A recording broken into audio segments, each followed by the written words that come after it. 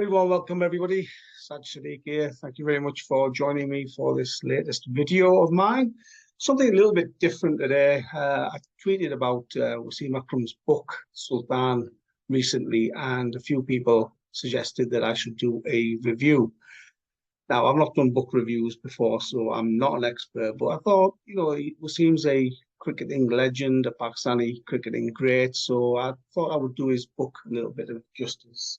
Those of you who haven't seen it, this is the book. It's called Sultan, a memoir by Wasim Akram, and it's written with Gideon here. So that's what the book looks like.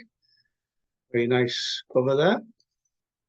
So looking at the book, I mean, first of all, Wasim Akram, for me, he is one of the cricketers who I grew up watching, an absolute legend, somebody who could win a game single-handedly with bat or ball. So I've seen him win so many games of cricket that for me, he will always be one of my cricketing heroes and one of those cricketers who I have the utmost respect for because I saw him play at his best.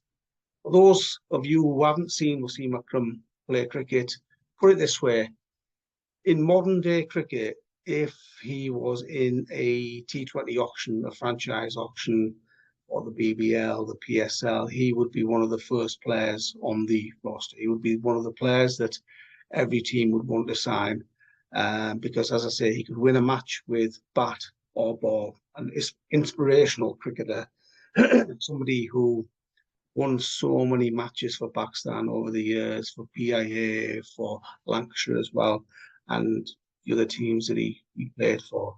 So the book itself, it starts with his journey into cricket, and put it this way, he is one of those cricketers who, if he was playing these days, they would put him into the under-19 team, they'd put him into junior cricket, they'd make him play domestic cricket, and then see where he is. But he was one of those cricketers back in the day. Things are a little bit different now. Back in the day, he was one of those cricketers who went literally from nowhere into the Pakistan team. So he talks about that journey from humble background, from playing tape ball cricket, from local club cricket to bowling to Javed Miandad in the nets and Miandad being impressed by him. And then obviously his early tours and introduction to the Pakistan team as a young, fast, tearaway left-arm pacer. He also talks about the influence Imran Khan has on his career. Throughout his career, when he first started playing, when Imran Khan first came across him, Imran took him under his wing. So Wasim writes in depth about that, about the influence of Imran Khan as a person, as a cricketer, as somebody who he looks up to throughout his career. And even after Imran Khan retired, Wasim talks about Imran's influence in terms of decision-making when Wasim Akram was captain, when he was a senior player, when he needed to make key decisions during his career. Quite often it was Imran Khan who influenced those decisions and helped him make those decisions. A lot of the book is spent on characters that Wasim played alongside, some not so nice characters, some nice characters that he got along with. Some of the guys that he obviously didn't get along with, he doesn't hold back in the book. It's not like he's papering over those cracks and saying that, yeah, actually, I got on really well with Amis Whale, or I got on really well with Rashid Latif or Basit Ali. No, he didn't like them. And he makes it clear in the book that he did not like those people. He might have respected them as cricketers, he might have respected them as teammates, but they get a lot of time, and that is pretty clear and evident in the book. So fair play to Wasim. He says it how it is regarding those players. He talks at length about the internal politics, about the rivalries amongst the players. Once Imran Khan left the scene, Javed Miandad's role, how Salim Malik was desperate for the captaincy, how Amir Suhail was desperate for the captaincy. He talks about Rashid Latif's influence behind the scenes and all the politics that go along in Pakistan cricket, especially in that era. All the captaincy wars, as I say, people vying for those captaincy spots. Talks about his rivalry with Waqar Younis and how he felt Waqar Younis wanted the captaincy as well. Sometimes when you read the book, you wonder how these guys actually played cricket together and won so many matches. Just incredible. They must have gone out on the field, literally, some of them not even getting along with each other, not even wanting to talk to each other, not even wanting to look at each other, but they're playing for the same country and still winning tournaments, winning competitions, winning matches a lot of the time. Just beyond belief, really. But that's Pakistan cricket for you. Yeah, as I say, he's not very impressed with some of the teammates. He obviously talks about Salim Malik at length. Imran Khan didn't like him. Don't think Wasim Akram liked him as a person, but he respected him as a cricketer, as a batsman. So I think he differentiates between the cricketers and those who that he respected as cricketers and those who he didn't respect as people. So that's an interesting concept in the book and something that I quite enjoyed.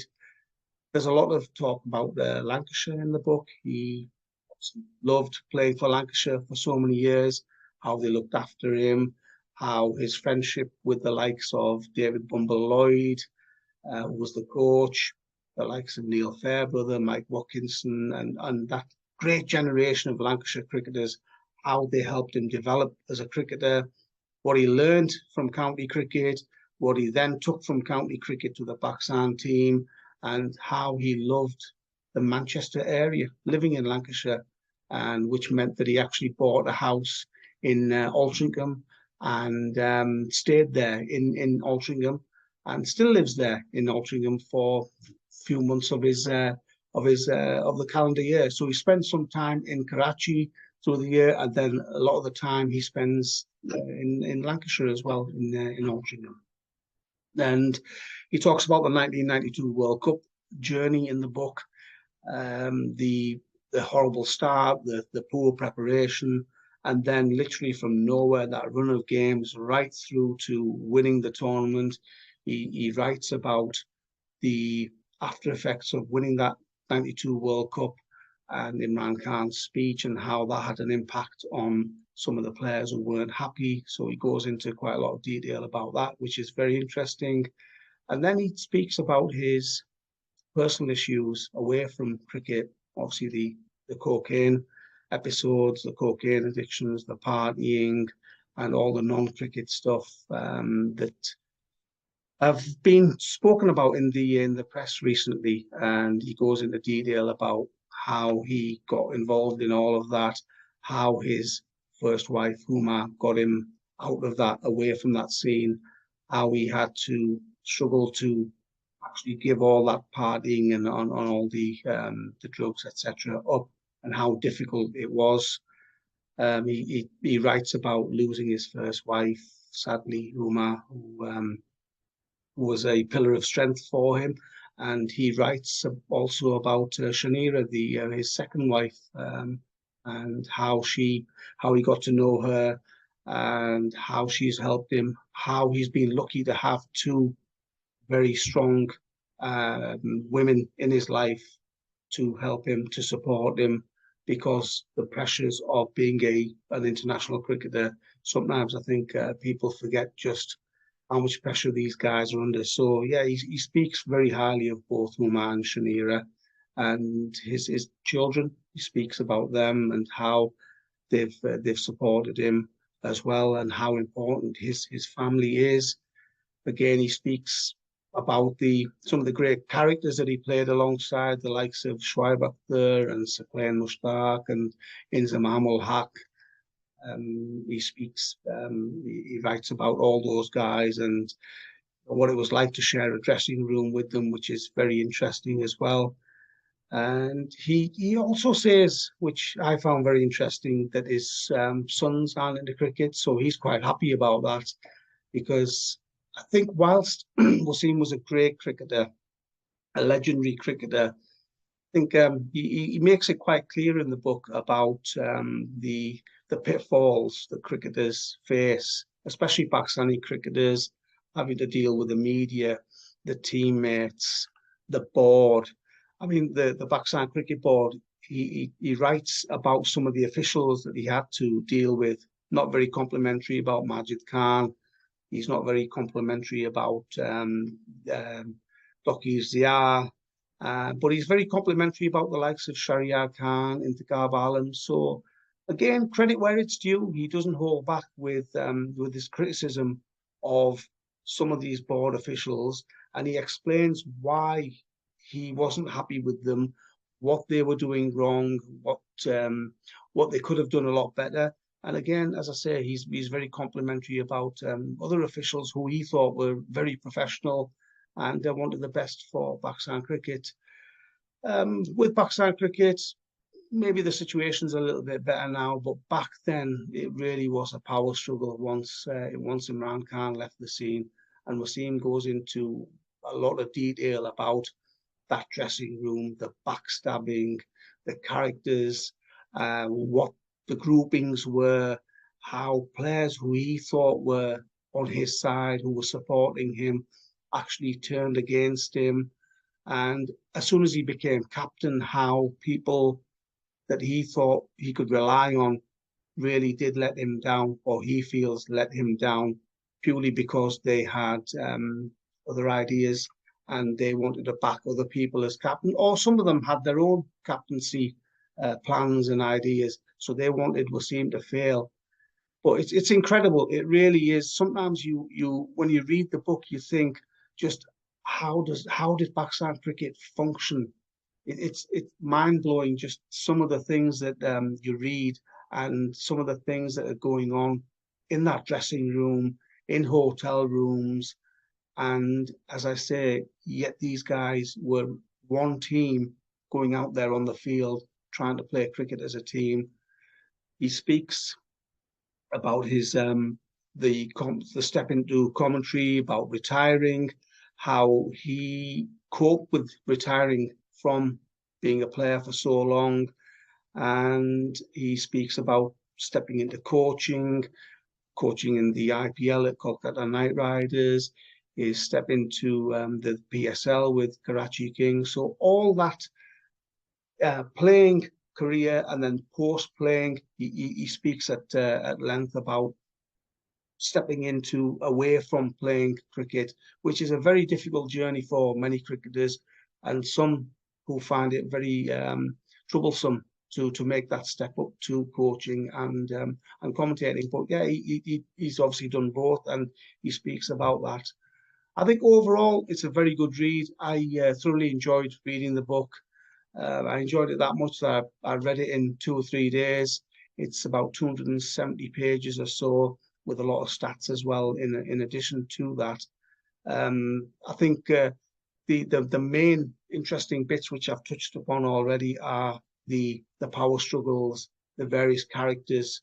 I think when you see some of these guys, or when you've seen them on the TV when they've been playing, you think of them as legends and great people. But I think in Wasim's book, it actually opens your eyes to just what some of these guys were really like.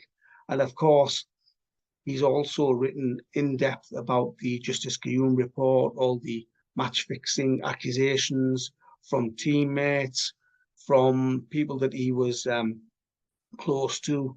He writes about Atar Rahman and Rashid Latif's allegations and Amir Swale's allegations and the whole Justice Qayyum report. And he defends himself regarding those accusations, and he makes it pretty clear where he's coming from regarding those accusations. Speaks about the '99 World Cup as well, the quarter final against India, having to miss that in Bangalore, and all the accusations that went with that, and all the things that he had to suffer as a result of missing that match. He makes it pretty clear that he was injured, and the physio, the team doctor, thought he was injured as well. And he tries to clear that up. He clears up why, in his opinion, why they batted first in the '99 World Cup final against Australia. So, yeah, I mean, overall, an excellent read. He doesn't leave too many things unexplained. He makes his opinions very clear regarding his whole career and what he could have done better and what he feels went well throughout his career. So, yeah, I mean, I would definitely recommend reading it. If you get the chance, buy it and have a good read of it. I'm sure you'll enjoy it. Thank you very much for watching.